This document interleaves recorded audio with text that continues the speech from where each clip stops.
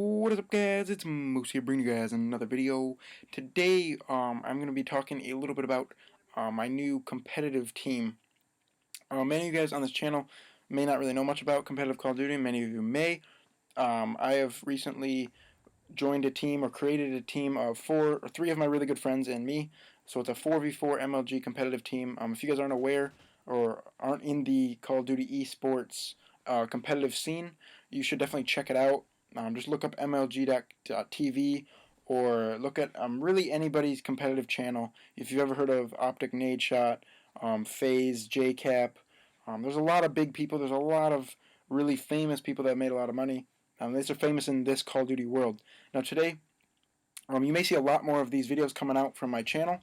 So if you guys have friends that like competitive, bring them to this channel. I'll try to get a lot more of these videos out, as well as my usual kind of tips and tricks, commentaries, and all that kind of fun stuff that I like to do. But today what we're going to be showing here is this cap right here, actually.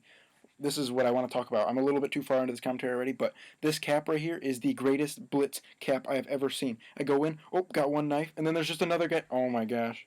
I wish I had the game chat of this game. I was screaming right here. I thought I was dead. I just kept clicking B, and I finally got both knives. Oh my gosh, I've never... Whew! That was it was really intense. It doesn't seem that intense now to me, but that was intense. But anyways, back to my little conversation here.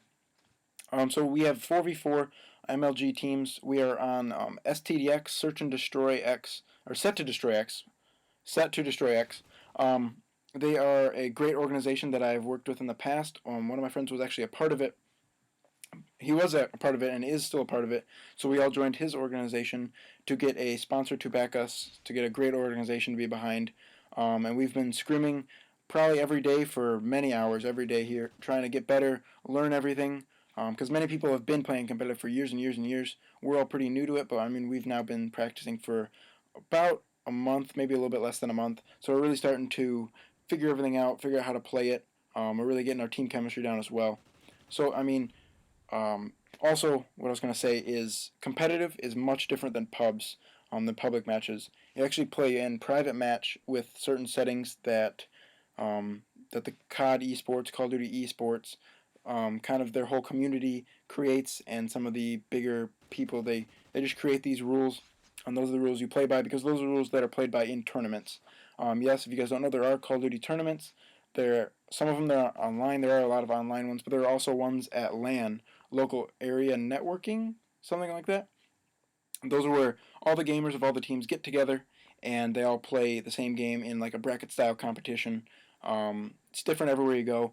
But I would really like to go to a LAN. I've never been to one, and this team that they're playing with here, we're looking really strong.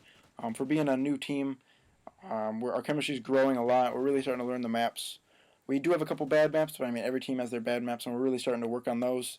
Actually, we're not even starting to work on those. We have been working on those. We're really starting to take advantage of those, and I think most of our bad maps turn out to be our good maps.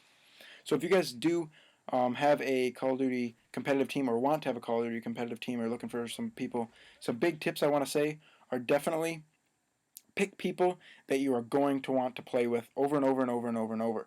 Even if you get upset with them, play with people that you can forgive, that you know are cool guys, that you guys can just play with hours on end, because these are some of my best friends I've ever made on Xbox. Some of them I've even met in real life. One of the guys went to school with me. And I mean, I get a little frustrated with them at times. That's just what happens when you're playing so long with four guys. I mean, blame happens, some arguing happens, but I mean, it's all team chemistry. That's what happens. So my first tip there, definitely play with guys that you really, really want to play with, and you think you're comfortable with playing with. Obviously, make sure they're people that are good at the game. I mean, if your best friend is terrible, you probably shouldn't have them on your team, because you're going to need the best gun skill you can have. Secondly, what you're going to need is a really good internet connection. If you guys have been with me for a long time on my channel here, at home I had a terrible internet connection. Probably one of the worst connections I've ever actually seen.